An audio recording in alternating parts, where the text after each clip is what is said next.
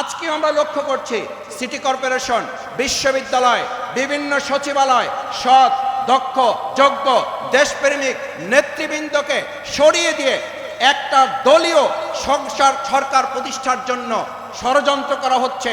যারা সুন্দর সুষ্ঠু বিচার করছিলেন সেই জায়গাগুলো সরিয়ে দিয়ে দলীয় লোক বসানো হচ্ছে, আপত্তি নাই। কিন্তু এই লোক বসানোর সাথে সাথে একের পর এক বিচারের নামে মামলায় যাদের ইজাহারে নাম আছেন, হত্যা মামলার আসামি, তারা এই সরকার প্রতিষ্ঠিত হয়ে যাওয়ার পর কি করে 3 দিনের মাথায়, 4 দিনের মাথায়, 5 দিনের মাথায় তারা জামিন পেয়ে যায়। এটা রীতিমতো জুলাই শহীদদের প্রতি বিশ্বাসঘাতকতা ছাড়া আর কিছু হতে পারে না। শুরুতেই আমরা 2009 সালের 25 এবং 26 ফেব্রুয়ারি যারা অন্যায়ভাবে, নির্মমভাবে তাদেরকে হত্যা করা হয়েছে এবং সাধারণ মানুষ যাদেরকে হত্যার শিকার হতে হয়েছে, তাদের জন্য আমরা দোয়া করি। আল্লাহ তাআলা তাদেরকে দেশের জন্য, ইসলামের জন্য, দেশের মানুষের অধিকার আদায়ের জন্য তারা যে লড়াই সংগ্রাম করেছেন, সেনাবাহিনীর যে গুরুত্বপূর্ণ দায়িত্বে তারা নিজেদেরকে নিয়োজিত রেখেছিলেন, সেই হিসাবে আল্লাহ তাআলা তাদেরকে শাহাদাতের মর্যাদা দান করুন। তাদের পরিবারের সদস্যবৃন্দ যে নির্মমতার সাক্ষী হয়েছেন এবং এখনো পর্যন্ত আমরা সেই সমস্ত পরিবারগুলোর সাথে যোগাযোগ করলে জানতে পারি পরিবারের কোনো সদস্য এখনো মানসিক ভারসাম্যহীন অবস্থায় জীবনযাপন করছেন। এমন অনেকে কেউ আছেন যারা হাসপাতালে এখনো চিকিৎসা গ্রহণ করছেন মানসিকভাবে নিজেদেরকে সুস্থ রাখার জন্য। এমন অনেকে আছেন যারা এই দেশের প্রতি তাদের আস্থা এবং বিশ্বাস, ভালোবাসা হারিয়ে বিদেশে অবস্থান করার সিদ্ধান্ত নিয়েছেন। এত নির্মমতা, এত নিষ্ঠুরতা, আমাদের দেশ স্বাধীনকালে এত অফিসারকে হত্যা করা হয় নাই যা হত্যাকাণ্ডের শিকার হতে হয়েছে 2009 সালের 25 এবং 26 ফেব্রুয়ারি। কেন হয়েছে? কারা করেছে? আমরা লক্ষ্য করেছি বিগত 4.5 বছর আমি জেলখানায় থাকার সুযোগ পেয়েছি, আমাদের সম্মানিত নেতৃবৃন্দ জেলখানায় থাকার সুযোগ হয়েছে। আমরা সেখানে দেখেছি বিডিআর ভাইদেরকে গ্রেপ্তার করে রাখা হয়েছে, তাদের বিচার চলমান আছে, নিশ্চয়ই বিচার চলবে। যারা অপরাধ করেছে, অপরাধ আইডেন্টিফাই করে চিহ্নিত করে তাদের বিচার করা হোক।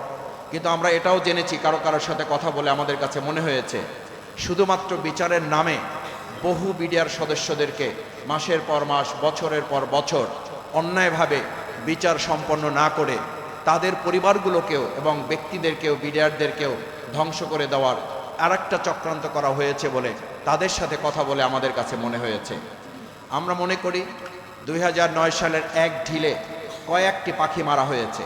প্রথমত সেদিন 9 সালে এই হত্যাকাণ্ডের মধ্য দিয়ে 2014 সাল, 2018 সাল, 2024 সালের রাত্রিকালীন ভোট, আমি এবং ডামির ভোট এবং জনগণহীন এক ভোট সম্পন্ন করার জন্য দেশপ্রেমিক সেনাবাহিনীর সদস্যদেরকে হত্যাকাণ্ডের মাধ্যমে তারা তা সম্পন্ন করতে চেয়েছিলেন এবং কিছু কিছু ক্ষেত্রে তারা সফলও হয়েছিলেন।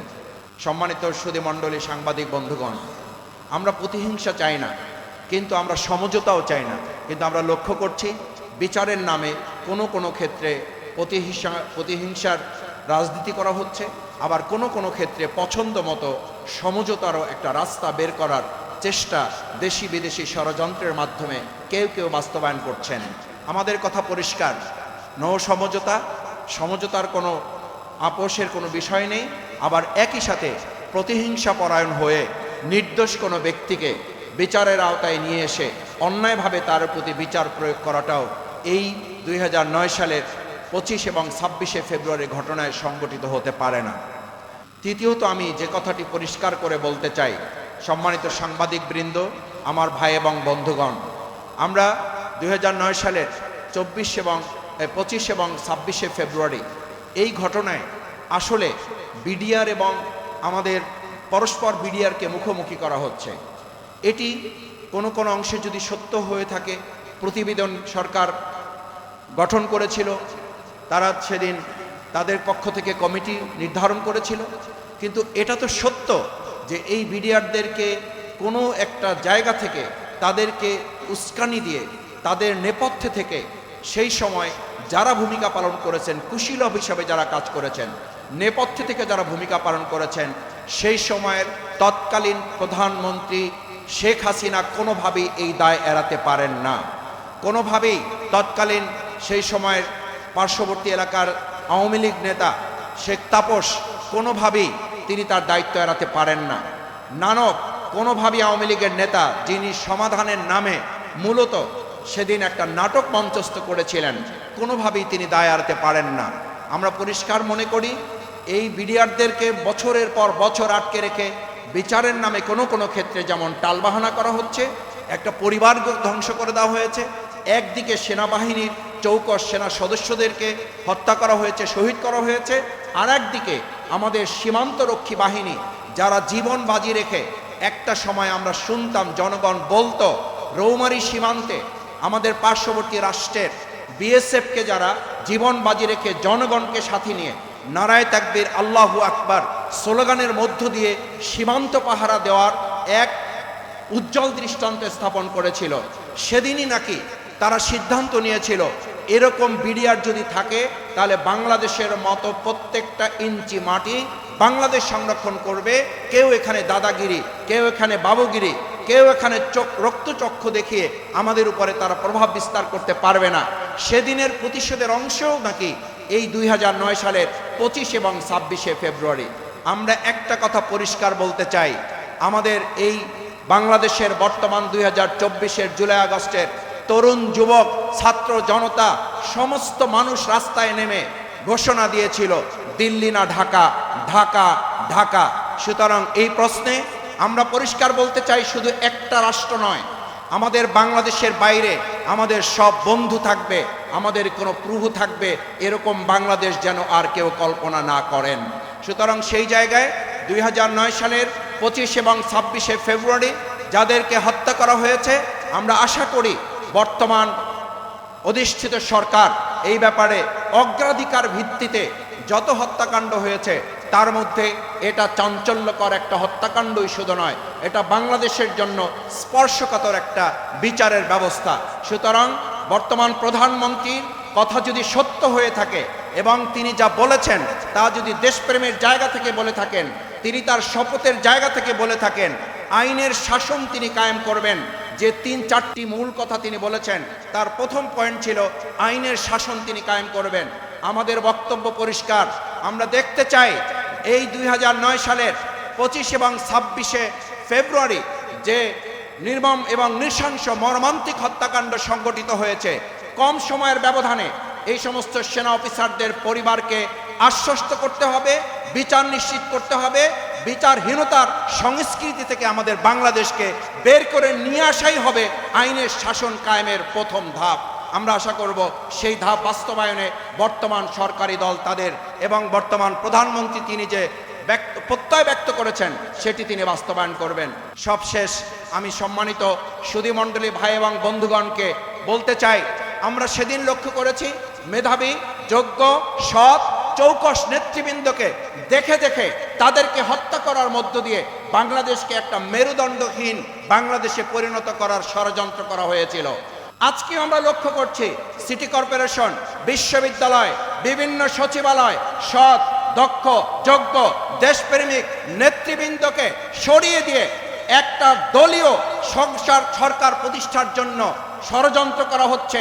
জনগণ অত্যন্ত ঘৃণার সাথে এই সমস্ত পরিকল্পনাকে প্রত্যাখ্যান করতে চায়, কারণ আমাদের সকলের কথা ছিল সবার আগে বাংলাদেশ, সবাই মিলে বাংলাদেশ।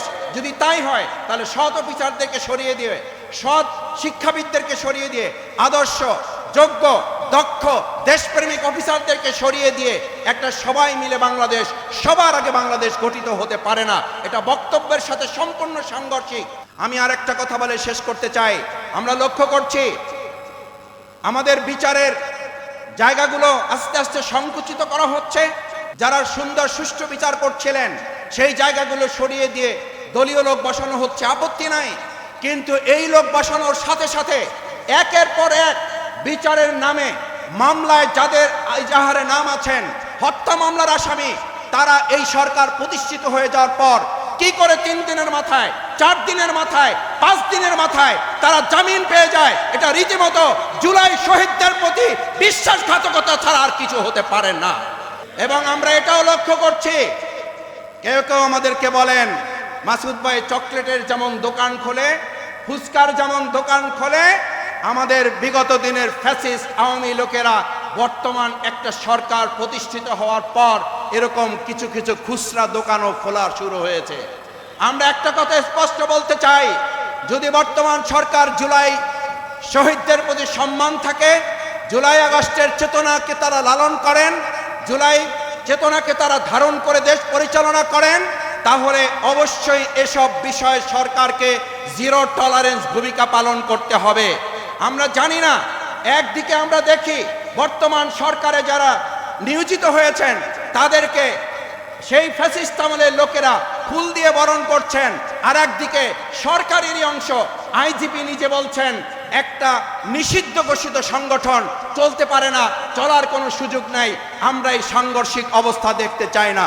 আমরা দেখতে চাই জুলাই আগস্টের চেতনায় লালিত আমাদের ৭১-এর যুদ্ধের মাধ্যমে সাম্য, মানবিকতা, সামাজিক সুবিচার এর ভিত্তিতে আমাদের বাংলাদেশ পরিচালিত হবে এবং নাগরিকগণ শান্তিতে বসবাস করবে। তাহলেই ২০০৯ সালের ২৫ এবং ২৬শে ফেব্রুয়ারি যে নির্মম হত্যাকাণ্ড ঘটেছে, আমি মনে করি যদি পরিস্থিতি সামাল দেওয়া না যায় এবং আমরা যদি সততা, দক্ষতা, যোগ্যতা, দেশপ্রেমের ভিত্তিতে আমাদের দেশ পরিচালনা করতে না পারি, আবার কোনো এক কুচক্রী মহল আমাদের এই সমস্ত সৎ, দক্ষ, যোগ্য, দেশপ্রেমিক অফিসারদেরকে বিপদে ফেলার ষড়যন্ত্রের নেপথ্য নায়ক হিসাবে ভূমিকা পালন করবেন। এরকম পরিস্থিতি বাংলাদেশের মানুষ আর দেখতে চায় না।